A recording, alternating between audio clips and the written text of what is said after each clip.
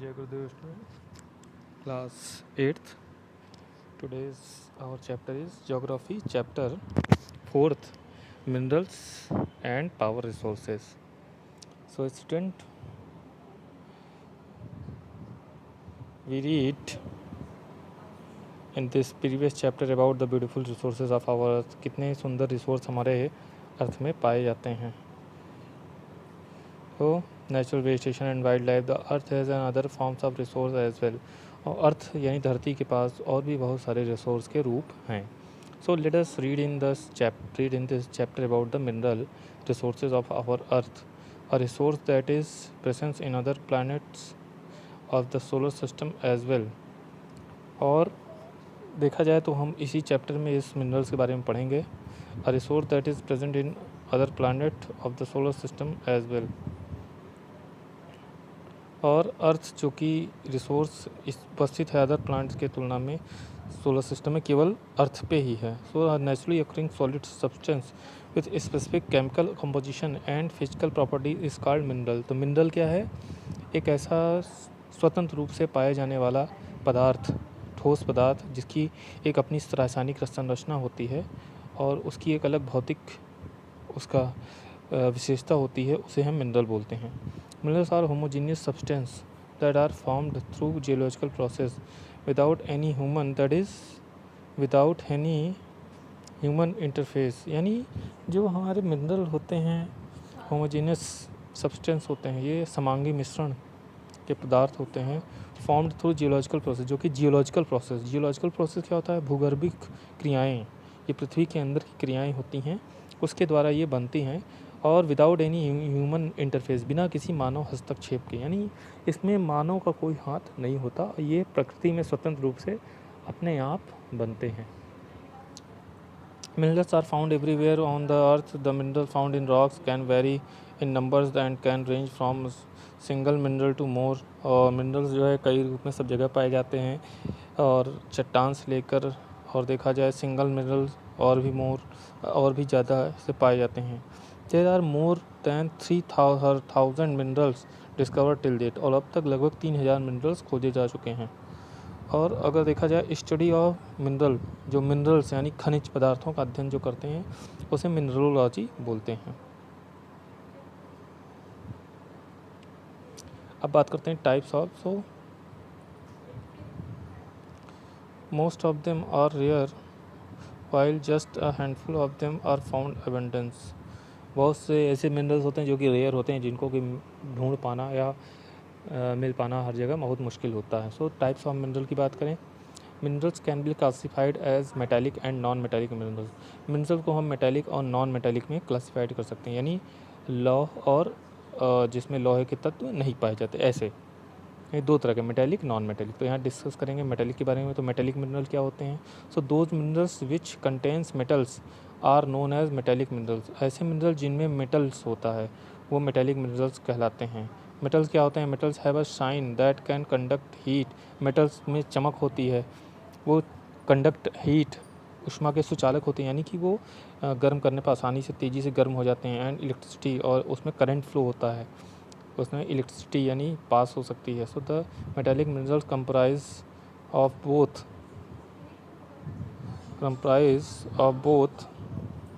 Ferrous and non ferrous. और metallic mineral को दो पार्ट में डिवाइड किया जाता है, ferrous and non ferrous mineral.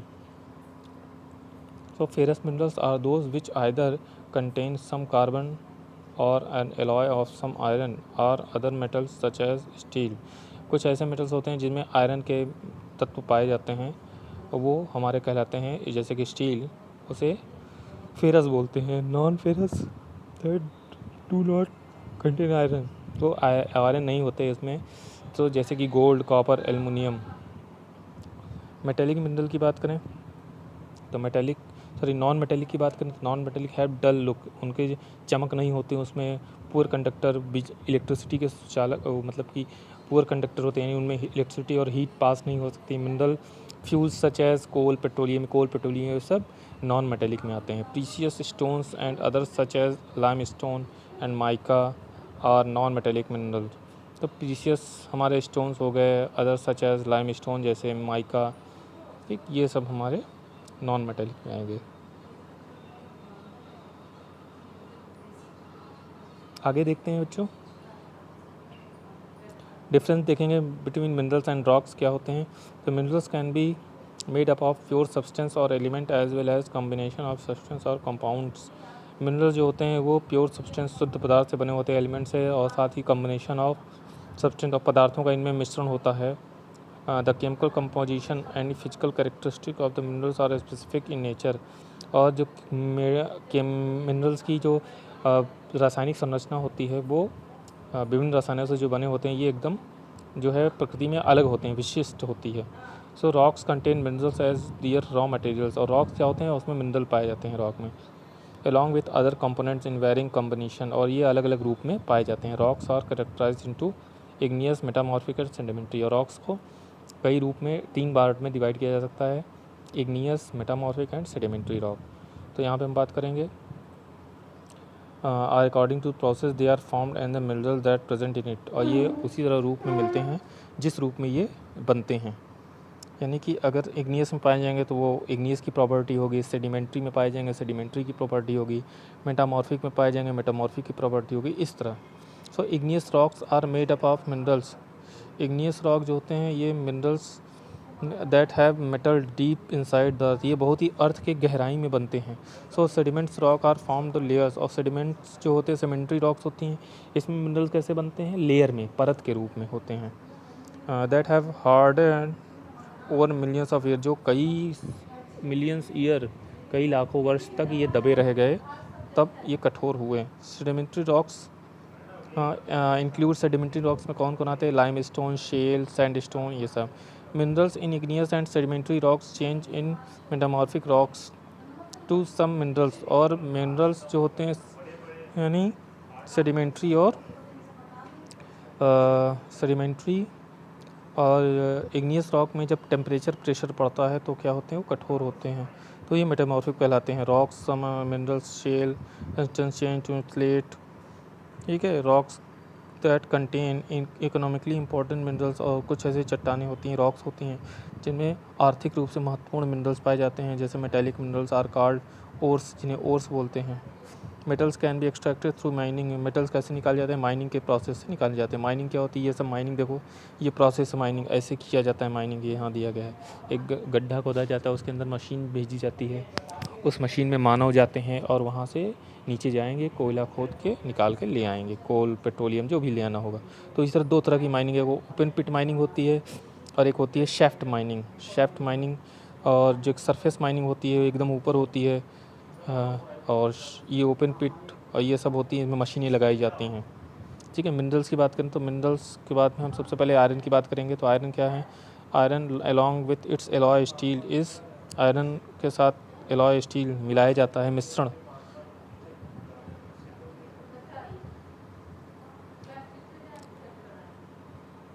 Most common and important metal to be used, सबसे कॉमन मेटल है जो कि यूज़ किया जाता है iron. It contains value comes from qualities of hardness, इसकी वैल्यू तब होती है ज़्यादा बेहतर जब जितना ज़्यादा कठोर हो, स्ट्रेंथ हो, इसके अंदर मजबूती हो, and ductility.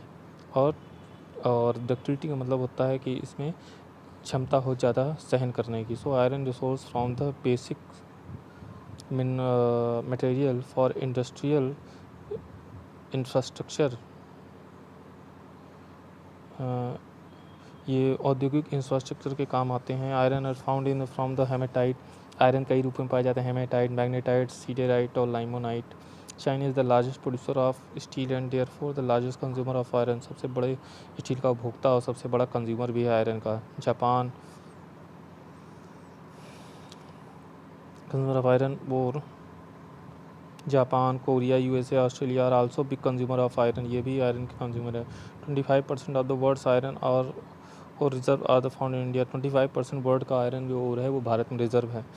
The iron ores are largely magnetic and hematite, और आयरन ओर जो ज़्यादातर मैग्नेटाइट और हेमेटाइट के रूप में पाए जाते हैं। झारखंड, उड़ीसा, कर्नाटका, मध्य प्रदेश, ये सब जगह हमारे यहाँ आयरन ओर पाए जाते हैं। तो हमारे यहाँ अच्छा काफ़ी रिसोर्स है आयरन ओर का, जो कि बाद में काम आएगा। कॉपर की बात करें, copper, the high productivity of copper makes it extremely important for the electrical industry.